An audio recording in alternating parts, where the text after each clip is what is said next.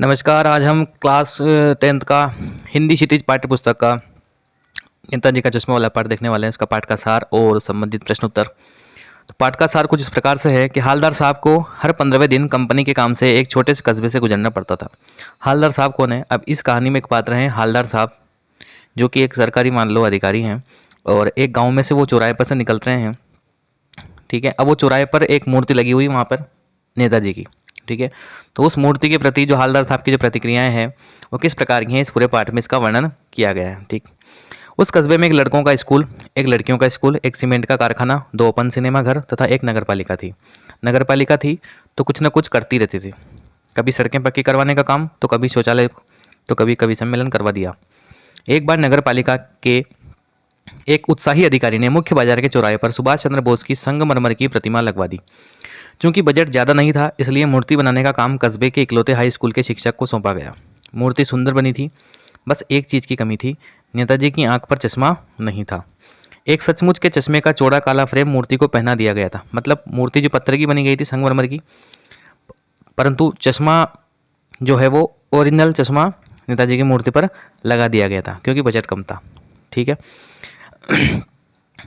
जब हालदार साहब आए तो उन्होंने सोचा, वाह भाई, यह आइडिया ठीक है, मूर्ति पत्थर की पर चश्मा रियल। दूसरी बार जब हालदार साहब आए तो उन्हें मूर्ति पर तार का फ्रेम वाले गोल चश्मा लगा था। मतलब जब जब भी हालदार साहब जो है वहाँ से गुजर रहे हैं उस कस्बे से, चौराहे पर से, तो प्रत्येक बार उनको जो चश्मा है वो अलग अलग लगा हुआ नजर आ रहा है। तीसरी बार फिर उन्होंने यह चश्मा पाया। इस बार वे पान वाले से पूछ बैठे। वहाँ चौराहे पर एक पान वाले की दुकान थी। उस पान वाले से उन्होंने पूछा कि नेताजी का चश्मा हर दम बदल कैसे जाता है। पान वाले ने बताया कि यह काम कैप्टन चश्मे वाला करता है। हालदार साहब को समझने में देर न लगी कि बिना चश्मे वाली मूर्ति कैप्टन को खराब लगती होगी, इसलिए अपने उपलब्ध फ्रेम में से एक को वह नेताजी की मूर्ति पर फिट कर देता होगा। अब ये कैप्टन कौन है? तो चौराहे के पास में ही एक चश्मे वाले की दुकान है, जिसको सभी लोग क्या बोलते थे? कैप्टन कहते थे। ठीक है। तो वही बार बार नेताजी का चश्मा जो है वो बदल देता था। जब कोई ग्राहक वैसे ही फ्रेम की मांग करता जैसा मूर्ति पर लगा है, तो वह उसे मूर्ति से उतार कर ग्राहक को दे देता और मूर्ति पर नया फ्रेम लगा देता। चूंकि मूर्ति बनाने वाला मास्टर चश्मा भूल गया। हालदार साहब ने पान वाले से जानना चाहा कि कैप्टन चश्मे वाला नेताजी का साथी है या आज़ाद हिंद फौज का कोई भूतपूर्व सिपाही। क्योंकि हालदार साहब ये सोच रहे हैं कि भाई बार बार वो चश्मा नेताजी को पहना रहा है, तो क्या नेताजी से उसका कोई संबंध है, या आज़ाद हिंद फौज का कोई वो सदस्य है, या स्वतंत्रता सेनानी है, कोई सिपाही है। ठीक। पान वाला बोला कि वह लंगड़ा क्या फौज में जाएगा। अब जो पान वाला है उसकी बुराई कर रहा है। किसकी? कैप्टन की। कैप्टन कौन है? जो नेताजी का चश्मा बार बार बदल रहा है। वह पागल है, इसलिए ऐसा करता है। हालदार साहब को एक देशभक्त का मजाक बनते देखा अच्छा नहीं लगा, क्योंकि हालदार साहब की नज़र में जो कैप्टन था वो एक देशभक्त था। क्योंकि जब वो स्वतंत्रता सेनानी की मूर्ति पर चश्मा नहीं था और वो बार बार चश्मा लगा रहा था, क्योंकि उसके अंदर देशभक्ति की भावना थी हालदार साहब के अनुसार। परंतु जो पान वाला था उसको लंगड़ा कह रहा था, उसकी बुराई कर रहा था, इसलिए जो हालदार साहब को वो अच्छा नहीं लगा। कैप्टन को देखकर उन्हें आश्चर्य हुआ कि चूंकि वह एक बूढ़ा मरियल लंगड़ा सा आदमी था, जिसके सिर पर गांधी टोपी तथा चश्मा था। उसके एक हाथ में एक छोटी सी संदूकची और दूसरे में एक बांस में टंगे ढेरों चश्मे थे। वह उसका वास्तविक नाम जानना चाहते थे, परंतु पान वाले ने इससे ज़्यादा बताने से मना कर दिया। 2 साल के भीतर हालदार साहब ने नेताजी की मूर्ति पर कई चश्मे लगे हुए देखे। एक बार जब हालदार साहब कस्बे से गुजरे तो मूर्ति पर कोई चश्मा नहीं था। पूछने पर पता चला कि कैप्टन मर गया। उन्हें बहुत दुख हुआ। 15 दिन बाद कस्बे से गुजरे तो सोचा कि वहाँ नहीं रुकेंगे, पान भी नहीं खाएंगे, क्योंकि जो कैप्टन था वो बार बार नेताजी की मूर्ति पर चश्मा लगा देता था। चूँकि उसकी डेथ हो गई थी, इसलिए अब नेताजी की मूर्ति पर चश्मा नहीं होगा, और नेताजी की मूर्ति बिना चश्मे की जो है वो हालदार साहब देखना नहीं चाहते थे। इसलिए उन्होंने प्रण कर लिया था कि मैं चौराहे पर भी नहीं रुकूंगा, पान भी नहीं खाऊंगा। ठीक। मूर्ति की ओर देखेंगे भी नहीं। परंतु आदत से मजबूर हालदार साहब की नज़र चौराहे पर आते ही आंखें मूर्ति की ओर उठ गई। वे जीप से उतरे और मूर्ति के सामने जाकर खड़े हो गए। मूर्ति की आंखों पर सरकंडे से बना हुआ एक छोटा सा चश्मा रखा था। सरकंडे का मतलब बच्चों ने ही थोड़े बहुत जुगाड़ करके लकड़ी की डंडियों से ऐसा चश्मा निर्माण करके नेताजी को पहना दिया था, जो कि हालदार साहब को काफ़ी अच्छा लगा था कि कम से कम इस कस्बे के बच्चों में देशभक्ति की भावना तो है, जैसा बच्चे बना लेते हैं। यह देखकर हालदार साहब की आंखें नम हो गई। ठीक। अब लेखक जो है स्वयं प्रकाश जी ने इस पाठ को लिखा है, नेताजी का चश्मा। इनका जन्म 1946 में इंदौर मध्य प्रदेश में हुआ। मैकेनिकल इंजीनियर की पढ़ाई कर एक औद्योगिक प्रतिष्ठान में नौकरी करने वाले स्वयं प्रकाश का बचपन और नौकरी का बड़ा हिस्सा राजस्थान में बीता। फिलहाल वे स्वैच्छिक सेवानिवृत्त के बाद भोपाल में रहते हैं और वसुधा संपादन से जुड़े हैं। हालांकि वर्तमान में इनका देहांत हो चुका है। ठीक, इनके प्रमुख कहानी संग्रह सूरज कब निकलेगा, आएंगे अच्छे दिन भी, आदमी जात का आदमी, संधान, उपन्यास, बीच में विनय और ईंधन। तो ये पाठ का सार है। अब इससे संबंधित हम प्रश्न उत्तर को देखते हैं। पहला प्रश्न है, सेनानी न होते हुए भी चश्मे वाले को लोग कैप्टन क्यों कहते थे? क्योंकि लोग सभी उसको कैप्टन बोलते थे, परंतु वह एक स्वतंत्र सेनानी नहीं था, फिर भी उसको कैप्टन बोलते थे। क्यों?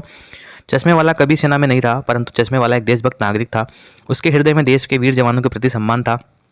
नेताजी की मूर्ति पर चश्मा लगाकर मूर्तिकार की गलती को छिपाता है ताकि नेताजी के सम्मान में कोई कमी न हो।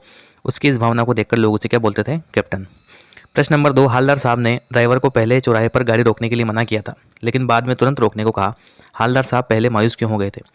क्योंकि हालदार साहब को पता था कि कैप्टन की अब मृत्यु हो गई है, तो नेताजी के चश्मे पर जो है वो अब चश्मा लगा हुआ नहीं होगा। इसलिए हालदार साहब ने पहले ही ड्राइवर को मना कर दिया था कि भाई चौराहे पर गाड़ी मत रोकना, मैं पान नहीं खाऊंगा। परंतु फिर अचानक से उन्होंने कहा। देखो, हालदार साहब इसलिए मायूस हो गए कि कैप्टन अब मर चुका है और उसके समान कोई देश प्रेमी नहीं था जिसकी नेताजी जैसे देशभक्ति के लिए सम्मान की भावना हो। उसके मर जाने के बाद अब और कौन इस जिम्मेदारी का निर्वाह करेगा? मतलब कि उनकी नज़र में नेताजी की मूर्ति पर आपको चश्मा नहीं होगा, इसलिए वहाँ रुकने से कोई फायदा नहीं है, इसलिए वो मायूस हो गए थे। ठीक है, हालदार साहब ने ड्राइवर को पहले चौराहे पर गाड़ी रोकने के लिए मना किया था, लेकिन बाद में तुरंत रोकने को कहा। मूर्ति पर सरकंडे का चश्मा क्या उम्मीद जगाता है? तो सरकंडे का चश्मा यही उम्मीद जगाता है कि अभी भी जो यहाँ के कस्बे के जो गाँव वाले हैं या लोग हैं या बच्चे हैं, उनके मन में देश प्रेम की भावना जिंदा है। ठीक है, मूर्ति पर लगे सरकंडे का चश्मा इस बात का प्रतीक है कि आज देश की आने वाली पीढ़ी के मन में देशभक्तों के लिए सम्मान की भावना है। भले ही उनके पास साधन न हो, परंतु फिर भी सच्चे हृदय से बना वह सरकंडे का चश्मा भावनात्मक दृष्टि से मूल्यवान है। अतः उम्मीद है कि बच्चे गरीबी और साधनों के बिना भी देश के लिए कार्य करते रहेंगे। हालदार साहब ने ड्राइवर को पहले चौराहे पर गाड़ी रोकने के लिए मना किया था, लेकिन बाद में तुरंत रोकने को कहा। हालदार साहब इतनी सी बात पर भावुक क्यों उठे? उचित साधन न होते हुए भी किसी बच्चे ने अपनी क्षमता के अनुसार नेताजी को सरकंडे का चश्मा पहनाया। यह बात उनके मन में आशा जगाती है कि आज भी देशभक्ति जीवित है। भले ही लोग के मन में देशभक्ति का अभाव हो, परंतु वही देशभक्ति सरकंडे के चश्मे के माध्यम से एक बच्चे के मन में देखकर हालदार साहब भावुक हो गए। अगर आपको पूरे पाठ का सार याद है तो आप अपने स्वविवेक से बना करके उत्तर को लिख सकते हैं। प्रश्न नंबर 3, आशय स्पष्ट कीजिए। बार बार सोचते क्या होगा उस कौम का जो अपने देश की खातिर घर गृहस्थी, जवानी, जिंदगी सब कुछ होम कर देने वालों पर भी हंसती है और अपने लिए बिकने के मौके ढूंढती है। मतलब जो हमारे देश के स्वतंत्रता सेनानी हैं, ठीक है, उनके बारे में बात की जा रही है। देशभक्तों ने देश को आज़ादी दिलाने के लिए अपना सर्वस्व देश को समर्पित कर दिया। आज हम स्वतंत्र देश में आज़ादी की सांस ले रहे हैं। यह उन्हीं देशभक्तों के कारण संभव हो पाया है। उन्हीं के कारण हम आज़ाद हुए हैं। परंतु यदि किसी के मन में ऐसे देशभक्तों के लिए सम्मान की भावना नहीं है, वे उनकी देशभक्ति पर हंसते हैं, तो यह बड़े दुख की बात है। ऐसे लोग सिर्फ अपने बारे में सोचते हैं, वे केवल स्वार्थी होते हैं। लेखक ने ऐसे लोगों पर अपना गुस्सा व्यक्त किया है। प्रश्न नंबर 4, पान वाले का एक रेखाचित्र प्रस्तुत कीजिए। देखो, पान वाला जो था मोटा इस प्रकार का है ना, मुंह में हमेशा पान खाए रहता था। तो पान वाला मस्त मौला व्यक्ति है। सड़क के चौराहे के किनारे उसकी पान की दुकान है। वह काला तथा मोटा है। उसकी तोंद भी निकली हुई है। जब वह हंसता है तब उसकी तोंद हिलती है। एक तरफ वह ग्राहक के लिए पान बनाता रहता है, वहीं दूसरी ओर आसपास भी नजर रखता है। उसके मुंह में पान हमेशा भरा रहता है। पान खाने के कारण उसके दांत लाल और कहीं कहीं काले पड़ गए हैं। स्वभाव से वह मजाकिया है। वह बातें बनाने में माहिर है। वो लंगड़ा क्या जाएगा फौज में, पागल है पागल। कैप्टन के प्रति पान वाले की इस टिप्पणी पर अपनी प्रतिक्रिया लिखिए। तो अपने को लिखना है कि पान वाले ने किस प्रकार से कैप्टन के प्रति ये गलत शब्द कहे हैं। तो पान वाले ने कैप्टन को लंगड़ा तथा पागल कहा है, जो अति गैर जिम्मेदाराना और दुर्भाग्यपूर्ण वक्तव्य है। कैप्टन में एक सच्चे देशभक्त के वे सभी गुण मौजूद हैं जो पान वाले या समाज के अन्य किसी वर्ग में नहीं है। वह शारीरिक रूप से भले ही लंगड़ा है, पर उसकी मानसिक शक्ति तीव्र है। वह कभी भी नेताजी की मूर्ति बगैर चश्मे के नहीं रहने देता है। अतः कैप्टन पान वाले से अधिक सक्रिय, विवेकशील तथा देशभक्त है। तो हमारी नज़र में जो कैप्टन है वह अच्छा है, किससे? पान वाले से। ठीक, तो ये जो पाठ के क्वेश्चन थे अपन ने देख लिए। रचना व्यक्ति के आप क्वेश्चन वीडियो रोक करके पढ़ सकते हैं। ठीक है, ये सभी आप वीडियो को रोक करके देख सकते हैं। चलो अपन पढ़ लेते हैं इसको भी। देखो, हालदार साहब हमेशा चौराहे पर रुकते और नेताजी को निहारते। ठीक है, तो क्यों निहारते? क्योंकि उनके मन में जो है नेताजी के प्रति श्रद्धा का भाव था और साथ में वो उनके चश्मे के प्रति उत्सुक थे कि रोज आज कौन सा चश्मा नया लगा होगा। ठीक है, पान वाला उदास हो गया। उसने पीछे मुड़कर मुंह का पान नीचे थूका और सिर झुकाकर अपनी धोती के सिरे से आंखें पहुंचता हुआ बोला, साहब कैप्टन मर गया। तो यहाँ पर हमें पान वाले की निम्न विशेषताओं के बारे में पता चलता है कि पान वाला भावुक तथा संवेदनशील था, कैप्टन के मर जाने से दुखी था, कैप्टन के लिए उसके मन में स्नेह था, भले ही कैप्टन के जीते जी उसने उसका मजाक उड़ाया था, कहीं ना कहीं वह भी कैप्टन की देशभक्ति पर मुग्ध था, कैप्टन की याद आने पर उसकी आंखें भर आई थी। कैप्टन बार बार मूर्ति पर चश्मा लगा देता था क्योंकि वह देशभक्त था। नेताजी के लिए उसके मन में सम्मान की भावना थी, इसलिए नेताजी को बगैर चश्मे के देखना उसे अच्छा नहीं लगता था। आर्थिक विपन्नता के कारण वह नेताजी को स्थायी रूप से चश्मा नहीं पहना पाता था। आर्थिक विपन्नता का मतलब क्योंकि वह गरीब था इसलिए परमानेंटली वह चश्मा नहीं पहनाता। जैसे उसका कोई ग्राहक आता, वह उस चश्मे को यदि पसंद करता तो वह नेताजी के मुंह से उस चश्मे को उतार करके अपने ग्राहक को बेच देता तथा दूसरा और चश्मा नेताजी के मुख पर लगा देता था। ठीक है। जब तक हालदार साहब ने कैप्टन को साक्षात देखा नहीं था तब उसके मानस पटल पर उसका कौन सा चित्र रहा होगा, अपनी कल्पना से लिखिए। जब तक हालदार साहब ने कैप्टन को नहीं देखा था तब वो उसे एक फौजी की तरह लंबा चौड़ा घनी मूंछों वाला मजबूत और बलशाली व्यक्ति समझते थे, क्योंकि नाम कैप्टन था ना। उन्होंने सोचा होगा कि वह एक फौजी की तरह अपने जीवन को अनुशासित ढंग से जीता होगा। उन्हें लगता था कि फौज में होने के कारण लोग उन्हें कैप्टन कहते हैं, परंतु वह कैप्टन नहीं था वास्तविक रूप से। ठीक है। कस्बों, शहरों, महानगरों के चौराहों पर किसी न किसी क्षेत्र के प्रसिद्ध व्यक्ति की मूर्ति लगाने का प्रचलन सा हो गया है। इस तरह की मूर्ति लगाने के क्या उद्देश्य हो सकते हैं?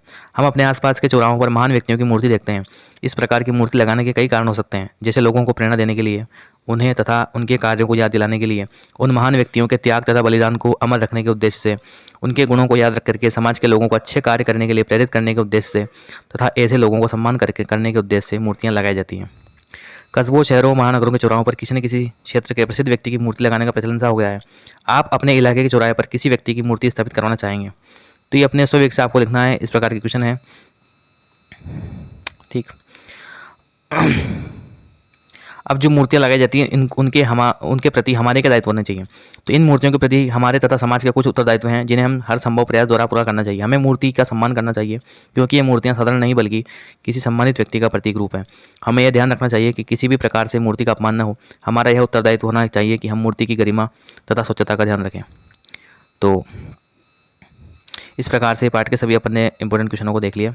ठीक, पाठ का सार। आशा करता हूँ वीडियो आपको अच्छा लगा होगा। मिलते हैं नेक्स्ट वीडियो में। धन्यवाद।